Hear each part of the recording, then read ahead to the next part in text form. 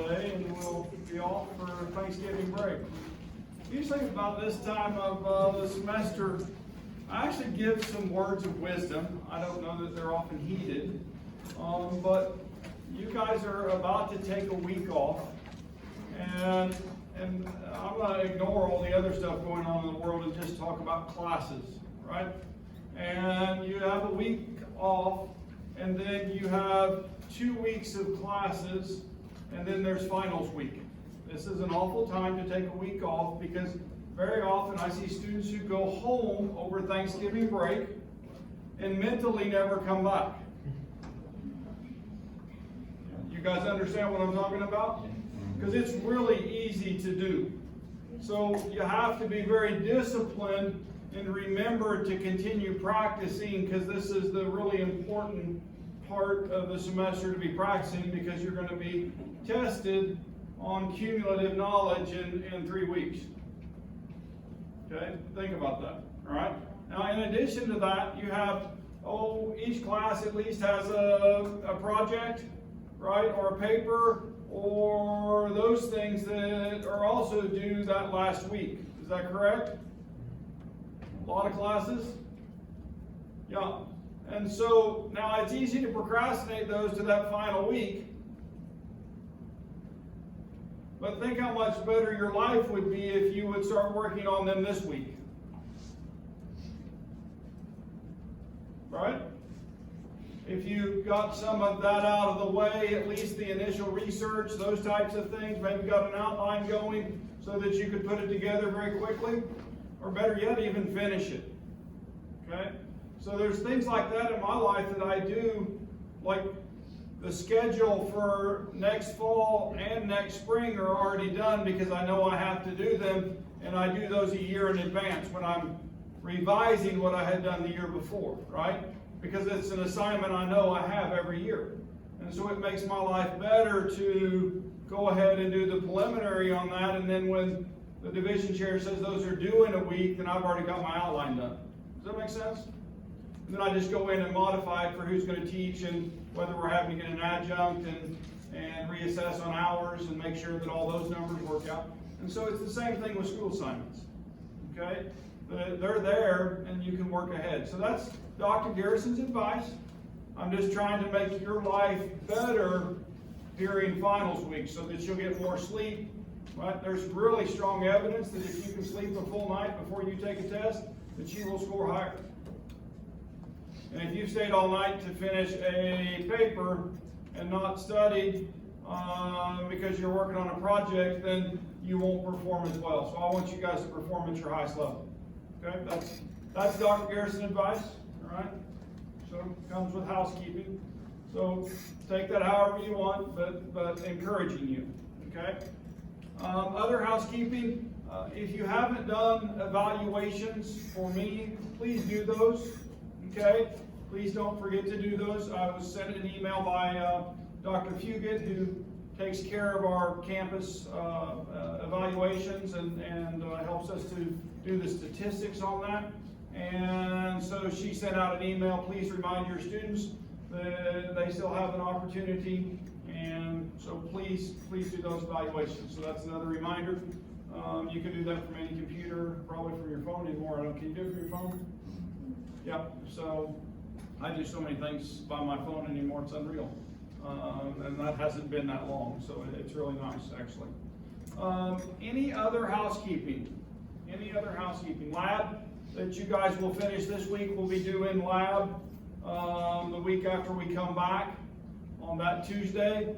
And then I'll try to get filmed the lab video today. I didn't get a chance to get it edited and posted, but I'll try to get the lab video for that week posted before I leave for fall break, so that if you wanted to do it over fall break, then you can. But remember, I like you to do it kind of close to the lab, so you've read that lab and you're ready to complete it when you get there. The lab this time, the next 2 weeks actually, I think are very straightforward. And one is about gas laws, and then the following week we're going to do a calorimeter experiment where we measure the heat of reaction. Okay? And so those are pretty straightforward. That last lab, I'll want you to turn in at the final. Okay? If that makes any sense. Now, if we get sent home because we have brought too much COVID back on campus from Thanksgiving break, then instead of that last lab, that will be a online lab quiz, okay? And so that grade will be substituted with a test over the things that you have done in lab, and that will be due during finals week, okay? So I would post that and ask you things like calculations for titration, how to measure things, if I want to be very accurate, which piece of glassware would I use, if I can be more general, what would I use, add acid to water, or water to acid, and those types of questions, okay? So just be aware that that's what it would be, skills that I think that we have developed in laboratory and that you should be familiar with, okay? So that's what that would become if we get sent home. Just to warn you guys and let you know that that's what my brain is saying to do, okay? So don't want it to be a surprise. If we stay, then we'll just do the 2 labs, and that last lab will be due when you take your final, okay? So if we end up doing an online final, then I would ask you to have that in my mailbox, say Monday of finals week. That would be fair, wouldn't it? Yeah, so, cool. Questions or comments? There will be no lab practical this year, okay, unless we have a lab that's canceled, right? I feel like the labs are more valuable, and those are concepts that I want to reinforce from lecture, and so I'd like to get those. Anything else? Am I forgetting anything? You guys? Concerns? No? We're almost there. We've almost done a semester. Today's lecture, it's one of my favorite. It's about bonding. Maybe we can bond today. All right. And I'm more, instead of ionic, right, where you have a give-take relationship, right? I'm more on the covalent nature, right? You guys with me, where it's a sharing relationship. Now I realize that not all molecules share the same, okay? So we have polar relationships where you have one that is a little bit more electronegative, and they try to pull those electrons their way, right? And the other one's more positive in that relationship. And so we're going to look at those things. And in this bonding chapter, what am I doing here?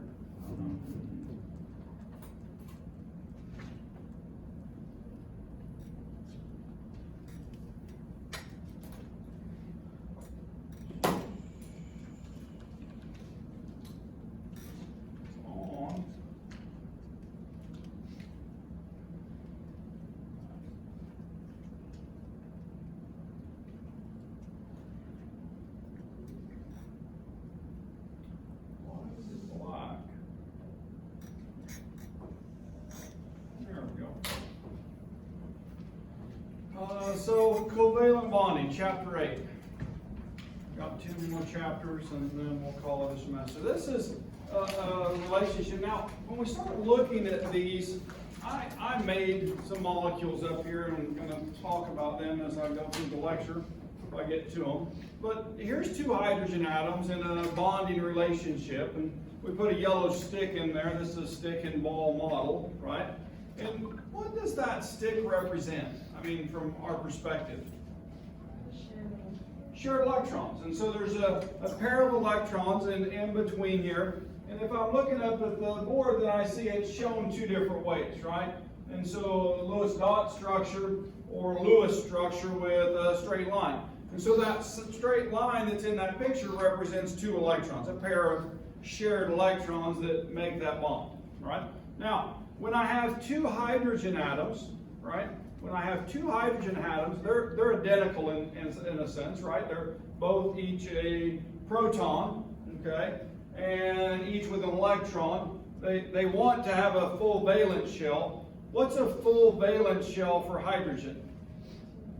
It's 2 electrons. It wants to have a valence shell like which noble gas? Helium, right? And so that's more stable to have 2 electrons in that valence shell than 1. And so what hydrogen does is it finds another element to bond with, okay? And if it's another hydrogen, then those electrons are shared equally, okay? They're shared equally.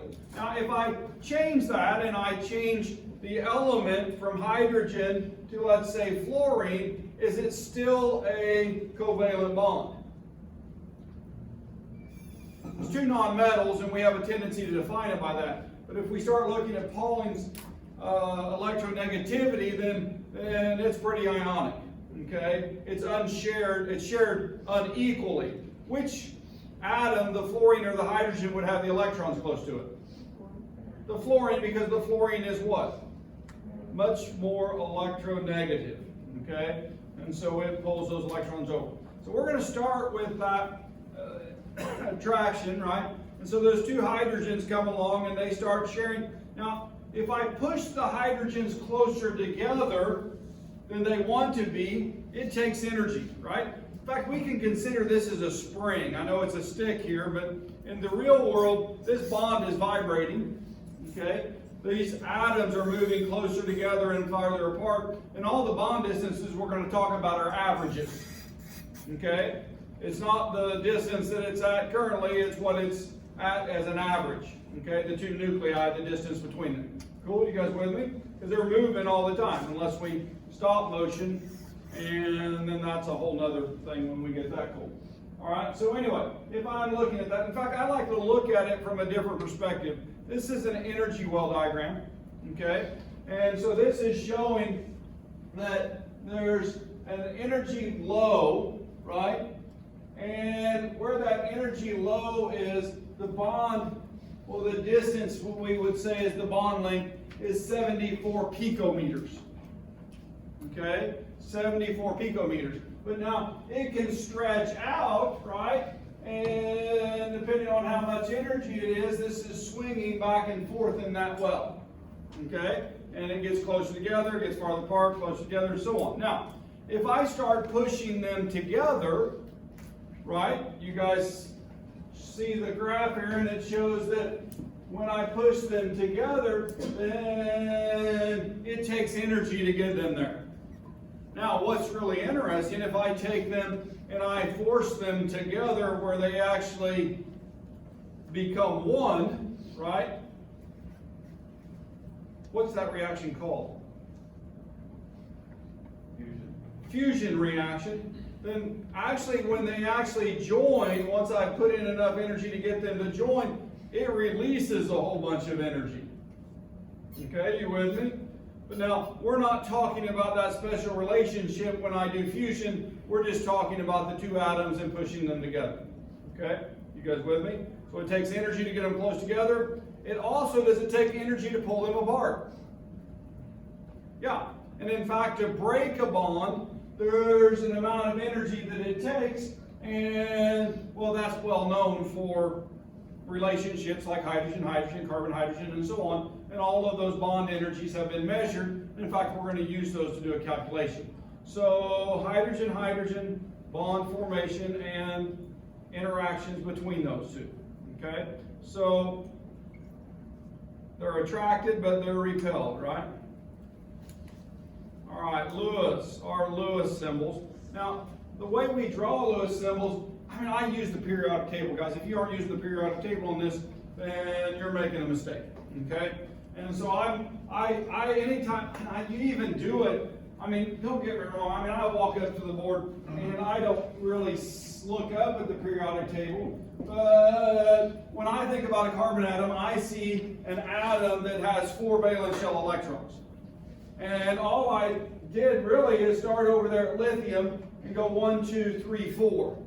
But I've done it so many times that I have it memorized, right? You guys understand that. And so, but in my mind, on atoms I don't do often, I have to check and make sure that I put it in the right family, right? To know how many valence shell electrons there are. You guys with me? And so there's nothing wrong with that, especially when you're learning. And so you should use that as a tool, all right? And so now, so Lewis talked about valence shell electrons, and what they would be in terms of an element, right? And so if I'm looking up there at sulfur, then how many valence electrons does sulfur have? If carbon has 4, then sulfur would have how many more? 2 more, right? And so it has a total of 6. You guys with me? Yeah. And so, yeah. Cool. All right. And so I should be able to readily identify that for practicing to then make covalent bonds out of things. If I go back to hydrogen, how many did hydrogen have? It had 1, right? And so now we're going to start talking about bonding. And so if I form this relationship, right, which is a hydrogen atom, then I would draw it in this fashion. If I'm doing this combining hydrogen and carbon, then when I bring in hydrogen, well, I make 1 bond right there, but in this relationship, then carbon is still deficient, right? And so I have to find something else to fill those. If it's just hydrogen, then it's very easy to do. And so now I built a molecule, right? A molecule called methane. And, oh, I didn't build that one, but I have it very quickly right here, right? And so I have this structure. Now on the board it's 2-dimensional, right? Next chapter we're going to do molecular structure or shape. Okay? And so you can't do the molecular structure or shape without being able to do these Lewis structures first. Okay? This is really important in understanding structure, to be able to draw this picture, and then to look at the center atom, how many things are attached to it, and then how many lone pairs are also present. And so you have to be able to identify those things. Okay? And so if you can't do the Lewis structure, you can't do that and turn that into structure. Now, why is that important in chemistry? Why is it so important to understand structure? Function follows structure, yeah. All right? Function of a molecule is from its structure, what it does in the world. And so being able to understand that allows us to start designing, right, molecules to do things intentionally. And chemists do that. And so it at one time was accidental, right, because we didn't understand structure. But in today's world, we can build the structure of almost any molecule. And in fact, computers are becoming so powerful that we can model those to do function with them, even proteins and those types of things. And so it's kind of crazy where we're going right now. And it's going so fast, it's unbelievable. Same thing in the world of genetics. It's just like today, Pfizer's moved on to the next phase of the virus vaccine approval. Did you guys see that in the news? And they're showing about a 95% efficacy in terms of treatment based on the 44,000 participants and the number of cases that were positive, and almost all of those were the ones on the placebo. Okay, I think there's 170 and 160, some of those were placebo patients. It's kind of crazy, isn't it? Right? That's really good thing, right? I'm telling you. But they actually designed their vaccine differently than any other vaccine in history. Right? A couple companies are doing this. What they've done is they've taken the protein on the surface of the virus, and they've extracted the RNA sequence which codes for that piece of protein, right? And then that's what they're making the vaccine out of. So that they actually give you that segment of RNA. It's incorporated into your cellular process. Your body makes that. Your immune system sees that protein, says this doesn't belong, so it builds cells to remove it. It's kind of cool. Okay? And so it's that understanding of molecules that's allowing us to do that.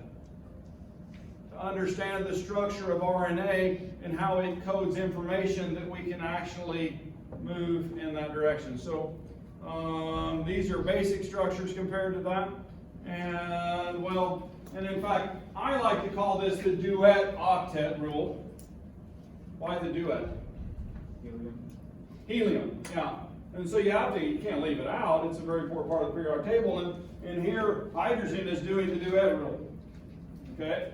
So the octet rule applies to things with more electrons. And in fact, the carbon is adhering to that octet rule.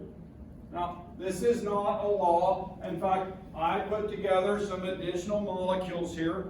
And so the one that I put together here is a common structure that's found in chemistry. And how many things are attached to the center atom? 1, 2, 3, 4, 5. I ran out of hydrogens. Right? So this is common. So what I want you to know is that we say exceptions to the octet rule, but I don't like to say it that way. That's what your textbook says. This is just, the octet is for one type of molecule, the tetrahedral molecule. Okay? And so looking at that, but then we can expand that to make other molecules, right? Or you can have additional bonding. Now it takes a larger atom down the periodic table than those up there in the second period, okay? We have to move down. Carbon doesn't work very well to have an expanded octet, okay? So maybe I should have used a different color there. But anyway, so that's some things to think about when we're talking about this relationship. Now, the octet rule is 8 electrons in the valence shell. And so here's our methane up here. And it's showing the bonding pairs between the carbons and the hydrogens. And structurally, that forms a tetrahedron. Right? So we're a tetrahedral structure. And this is very commonly known. Now, electron densities in the picture down here are shown in color, where the red is the higher density in that relationship. So anyway. All right. This is ethane, so I built this one, okay? So you guys can see it. Now, in fact, I want to you guys to notice something, and we'll get to this a little bit later, but when I have a single bond between two atoms, that bond can spin freely. And in fact, there's this position, you guys notice where this hydrogen atom is between these two hydrogen atoms, or I can rotate this to where they're aligned. And in fact, this is higher in energy than this is. And then if I start putting bulky groups, we talk about structure and function, if I replace this group with something bulky, right, then it even more so wants to stay, especially if I put another bulky thing over here, then they want to be far apart. And so it would cause my molecule to rotate in a certain direction. Right? And so these things are known, and then to spin it to get them closer together would take energy to get them there. Okay, I would have to put in energy. And then in fact, well, we haven't got to it yet, we're going to start talking about double bonds, right? And so if I'm looking, well, in fact, 2, 4, 6, 8, right? Who do we appreciate? The octet rule, Or here, 2, 4, 6, 8, right? So there's a double bond, so there's 4 electrons between the two carbon atoms, right? We still meet the octet rule, but do you notice how it changes the structure completely? Yeah. And then in fact, these don't want to rotate over, okay? These don't want to rotate over. And we're going to talk about some relationships there in this chapter. We're going to talk about cis and trans, or E and Z, okay? And so the easy stuff, as I call it. 2 jokes in like a minute.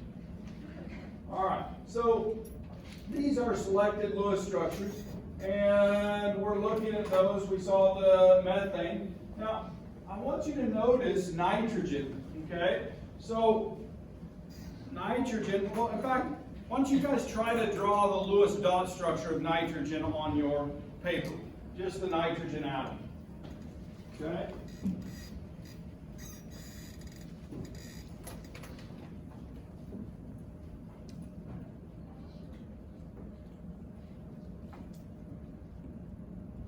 So I would go ahead and put in 4 on to get them apart, right? And then, but how many valence shell electrons for nitrogen? 5, so I have to add 1 more, so it's going to pair up there. Okay, you guys with me? So I'm going to ask it in this way. How many bonding positions does nitrogen have? 1, 2, 3. So nitrogen can form a single bond, right? A double bond or a triple bond. Okay, in that. And if I bring in hydrogen, right? So let's do our hydrogen again, and let's make a molecule. How many hydrogens would it be? 3. And so I would bring in and put in my hydrogens, and this molecule has a name. It's very common. I smelled it today. It's called ammonia, isn't it? Right? And so this is the structure, the Lewis structure for the molecule called ammonia. Right? Now, in fact, there's another interesting thing that can fall out of this structural thing, and my brain just wants to jump there. I can't help myself. And I've got ammonia in water, right? And there's an H plus hanging out in there. Now, how many electrons does an H plus have in its valence shell?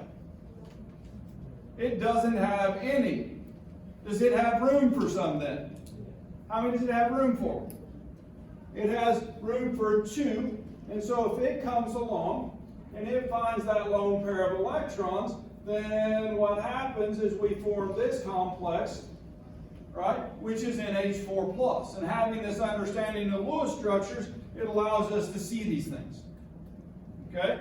And so, anybody know what the name of this is? The ammonium ion, isn't it? NH4 plus. And so this is the Lewis structure for that. Now, if I'm looking at these things over here, then we'll take that one out and we'll replace that. How about we'll use a black stick for a lone pair, right? And so the structure of this is a pyramid, okay, when I have the ammonia, right? And then when I bring in the additional hydrogen, then it becomes a tetrahedron. You guys see that?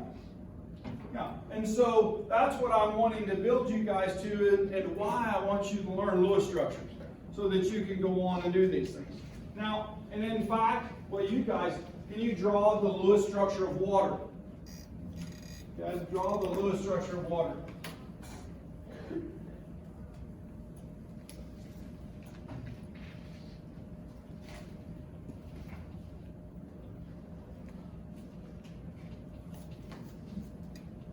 How many valence electrons for oxygen?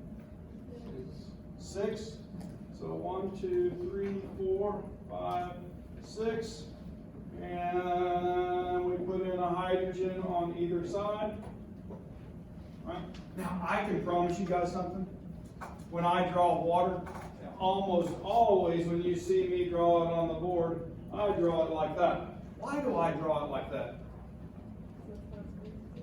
Because when I see its structure, right, mentally in my brain, it's got 2 lone pairs of electrons, right? And those are sitting, well, in this case, it's like this, or you could do it like that. You guys see that? Right? So it's sitting there, but I picture it like this. You guys with me? Yeah. And so that's what I see, and so I draw it in that bent conformation. I just can't help myself, right? It doesn't have to be done that way unless I'm trying to show stereochemistry, right? Or not stereochemistry, but the structural chemistry, right? Cool, you guys with me? All right, so, beautiful? Hope so, yeah. So, understanding that. And then the last one is hydrogen fluoride that's on the board. Why don't you guys do the bromide? I want you to do hydrogen bromide. I want you to do hydrogen bromide.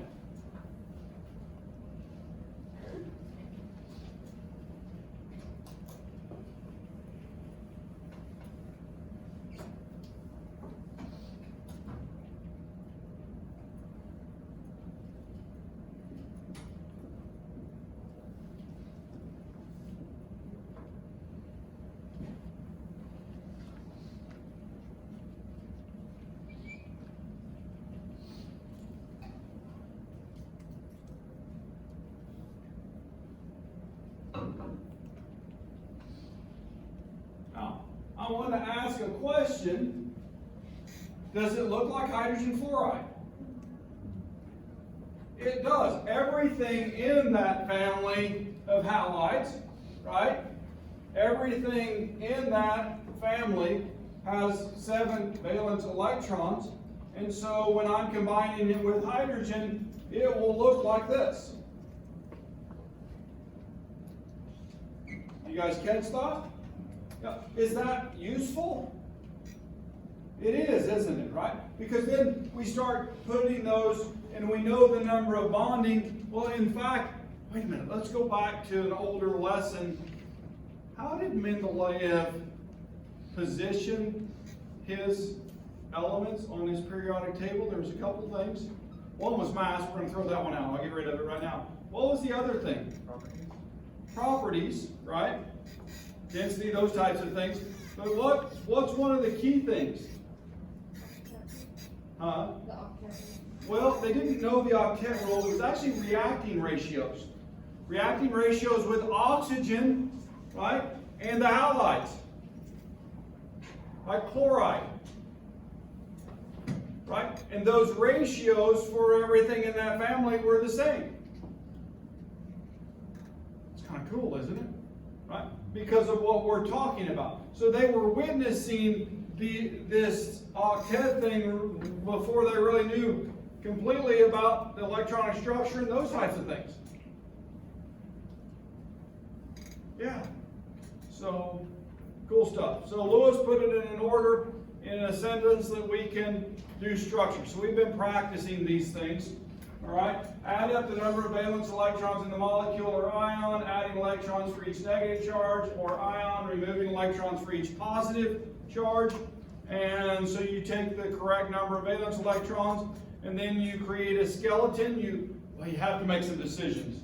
Okay, there's a really important decision. If I have, well, let's say the molecule carbon dioxide, okay, I have to make a decision which element goes in the middle of the structure.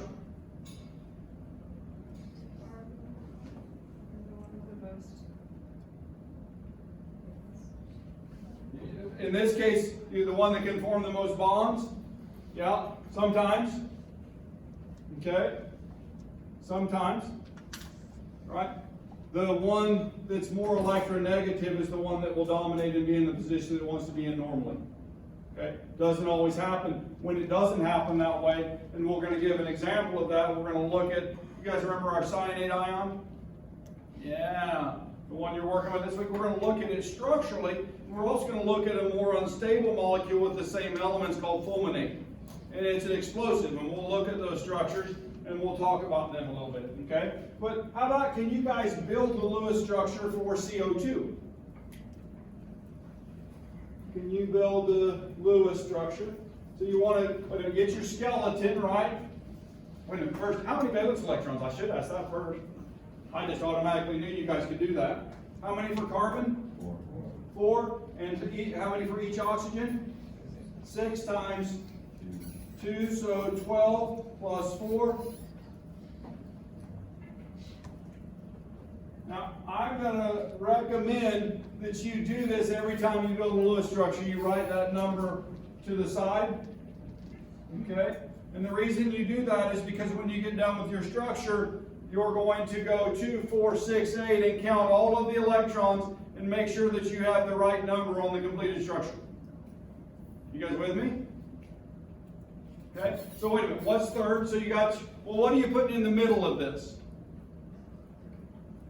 You got carbon and oxygen. An oxygen or carbon? Carbon. Yeah, good choice. All right. So you've made that, and so you're going to create that skeleton. All right. So I've got my carbon, and here's my skeleton. Right. Cool. Now, I'm not sure I do it exactly like this next rule in your book. I'll show you what I do. It says all the remaining electrons should be placed around the central atom. I don't think I do that. Okay? What I do normally is I go 1, 2, 3, 4, 5, 6, 7, 8, 9, 10, 11, 12, 13, 14, 15, 16. Okay, so now I have all my electrons available. And I see it from the standpoint of who's satisfied and who's not. Right now, are the oxygens satisfied? Well, what rule are we trying to satisfy? Octet? Yeah. So we're trying to satisfy that octet. And so if that's the case, 2, 4, 6, 8. Good. 2, 4, 6, 8. Good. 2, 4. It's not enough, is it? So how am I going to get more electrons from my carbon and still keep them on the oxygen? I have to go to double bond. Okay, you guys with me? So what I'm going to do is I'm going to steal one pair from here, and I'm going to steal one pair from there, and I'm going to redraw my structure for clarity. 1, 2, 3, 4, 5, 6, 7, 8, and then my carbon 2, 4, 6, 8, and my oxygen 2, 4, 6, and 8. And so now I have the Lewis structure of CO2. Okay, now I have the Lewis structure of CO2. Cool? Yeah. So add multiple bonds to the center atom if less than 8 electrons are around that central atom. Okay? And so here's some examples. There's a number of these that are in the next few slides. We're already jumping ahead. This is a slide that's in about 4 or 5. But in reality, that's how you practice it, right? Is you just draw the structure. Right? But here's butane. And you see each of the hydrogens has its duet, right? It's 2 electrons. Each of the carbon, if you count 2, 4, 6, 8, 2, 4, 6, 8, 2, 4, 6, 8. So they all have 8 electrons. It's all singly bonded.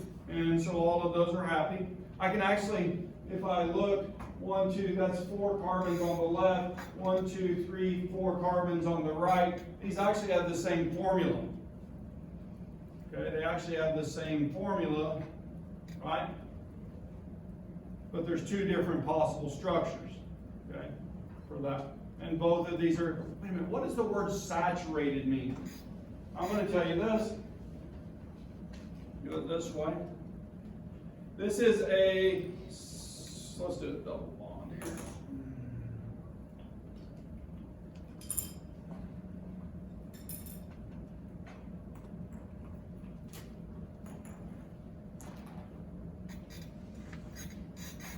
This is a saturated hydrocarbon, okay? This is an unsaturated hydrocarbon. What's different between the two? The saturated has more hydrogens, right? So in place of hydrogens, this has a double bond. That's called an unsaturation, right? So when it's saturated, it is full of hydrogens, Okay. So we have a tendency to, well, in fact, in reality, when I'm drawing saturated hydrocarbons, I would literally, how many are up there? 1, 2, 3, 4, 5, 6, 7, 8, 9, 10, 11. So 1, 2, 3, 4, 5, 6, 7, 8, 9, 10, 11. Okay, this is what I would draw. Okay, it's saturated, there's no double bond shown. So each position, right, has hydrogens on it. Well, in fact, each one of those bins is what? Have you figured it out yet? A carbon, okay? And so we commonly draw structures like this. One we're going to look at in a minute is in a ring, and we're going to talk about its special properties, but this is called a benzene ring, okay? And for each one of the bins, it's still a carbon, but how many carbon-carbon bonds are there on this carbon right here? There's 1, 2, 3, right? So that means there's 1 hydrogen there that fills that out. And we expect you guys to automatically be able to see this, okay? So we draw these, and we expect you to be able to identify from the Lewis structure and then from your knowledge of the way we write these things what they are, okay?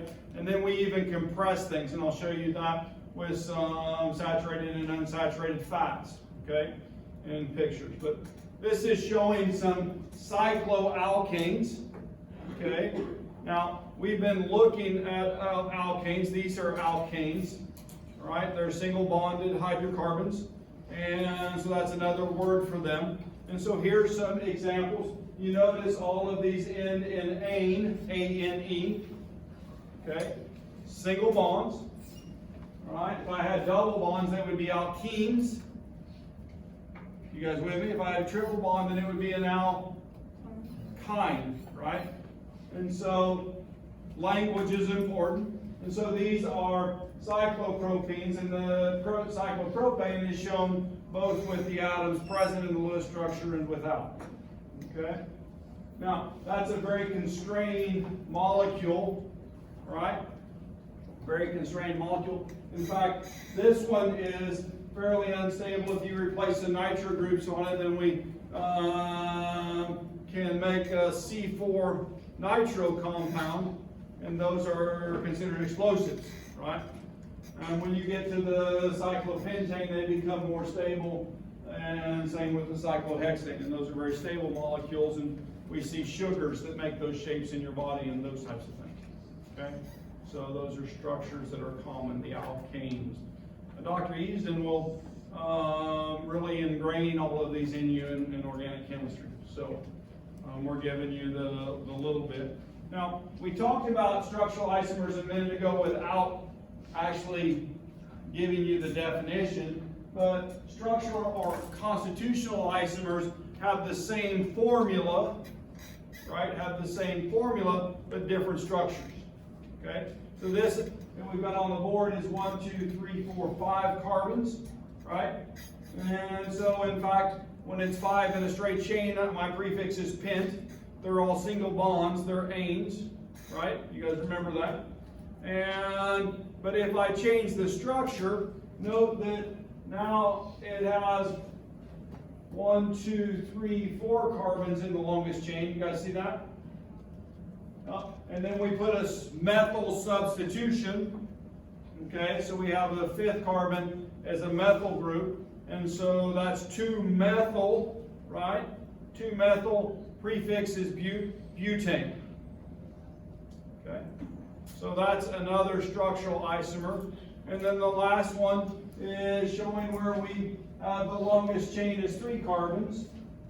I should get the little laser and count that for you just so you for sure see that in every direction. Right? 1, 2, 3, or 1, 2, 3, or 1, 2, 3. You guys see that there's no chain longer than 3, where here I could have a chain 1, 2, 3, or 1, 2, 3, 4. Right? Here there's only one chain, and it's 5 carbons long. That's how I name it, just as a reminder, okay? As a review. So this one is 2,2-dimethylpropane, and identifying that structure. I'll ask you, I'll give you something like this, or give you the formula with 5 or 6 carbons, and ask you to draw structural or constitutional isomers, okay, on the test. Just to let you know that I will have you do that on the final, okay? So be aware of that. This is a skill I want you to have. I want you to be able to draw those structures, and we'll do some of those. And all right, well, let's do an example before I give. We've seen where carbon makes double bonds, right, or multiple bonds. Are there other elements that make multiple bonds? Why don't you guys do the Lewis structure for N2? N2. Nitrogen gas. N2. What's the first thing you're going to do?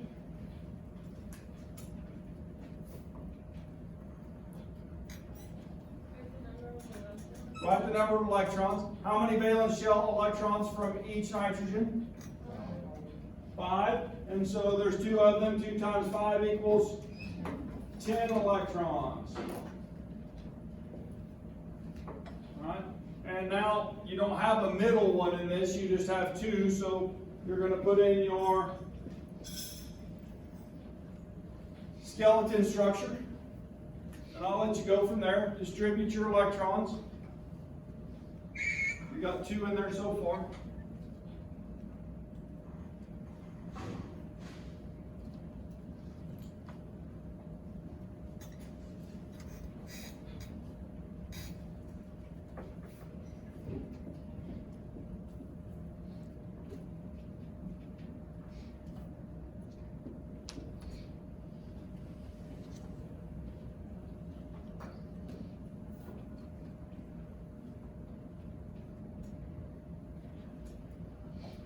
Is either nitrogen satisfied? Now, let's make sure I have the right number of electrons. 2, 4, 6, 8, 10. So what's going to happen here? It's going to make another bond.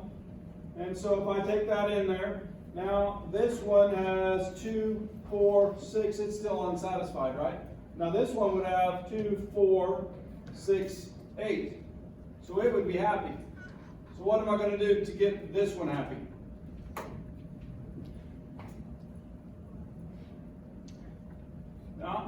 And so now I have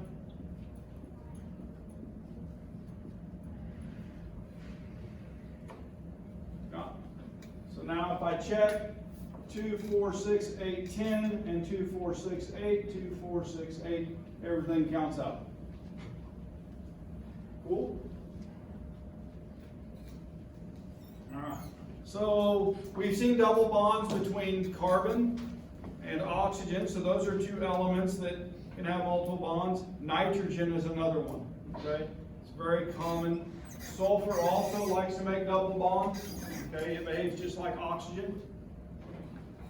Just like oxygen. It can do that with phosphorus also. Be like nitrogen, though it makes some other really cool structures. Questions or comments? All right, so there's our carbon dioxide. Now, let's do one that's a little bit tougher in my mind. How about carbon monoxide? Can you guys draw carbon monoxide? Got about 2 minutes.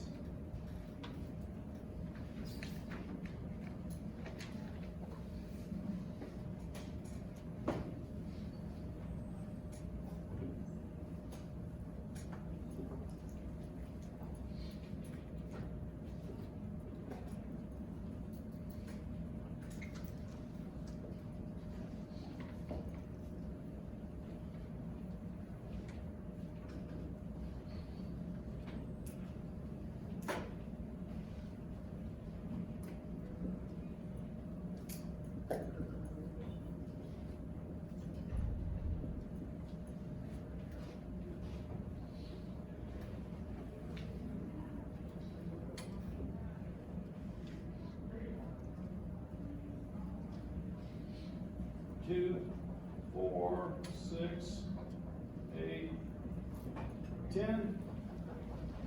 You guys seeing a pattern here?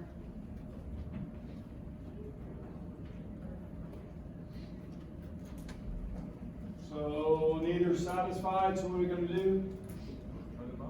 We're going to make 2 more bonds, right? And in a 10 electron system,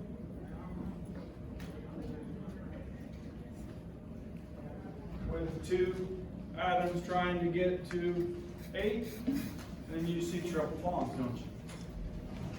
Yeah. So those patterns start repeating themselves. All right, we'll stop there at CO, and next time when we come back, we'll do some more of these. Best way to learn